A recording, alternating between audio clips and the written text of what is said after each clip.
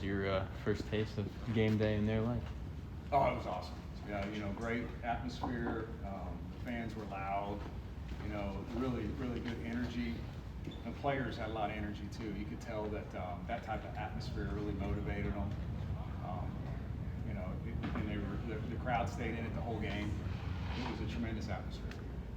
On that final point, on the final play, though, when we talked to Coach Dorn, he got the sense that it was either that or maybe the option. Did you figure out what they were going to do on that play? Did you have a good sense of what you thought they might do? We practiced that play as a final play multiple times, so we were ready for that down there.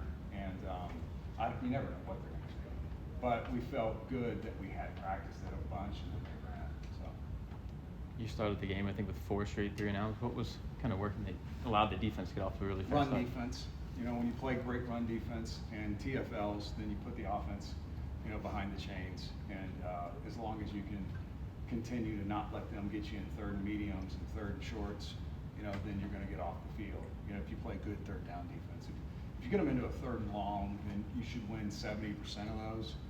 A great defense only wins 30% of the third and shorts.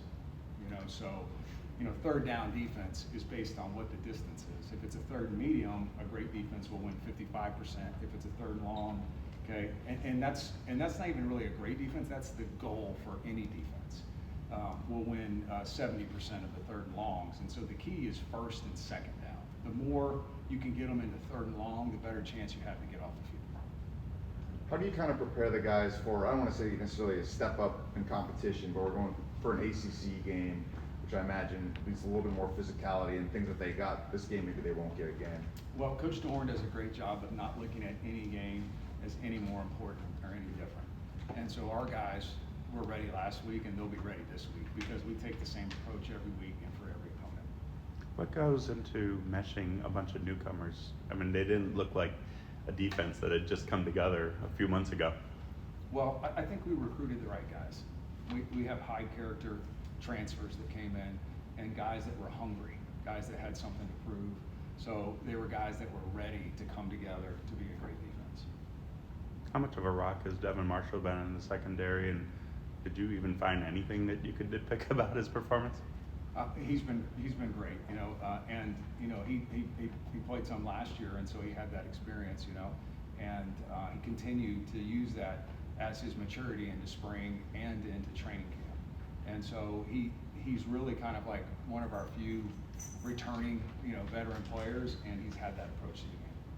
What are some of the highlights of kind of what you're focusing on with Virginia? Obviously, you're not going to give the game plan away, but just some of the points of emphasis. Well, their personnel is good.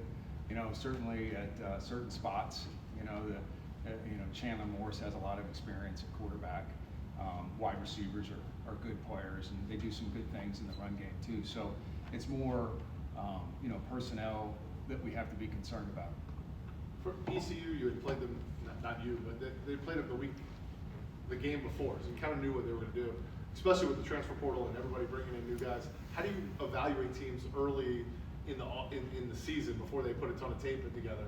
You have to go look what Morris did at previous stops or what their OC did at different places. It feels like it's even more difficult to figure out what a team's going to bring. And that's exactly what you do. We evaluate the talent of every player that wasn't on the team last year from the video of where he was previously. And so we have an evaluation of the personnel based on wherever they played last. And then you try to mix that together with what they did in the first game. It's I wish it was a science. It's not exactly.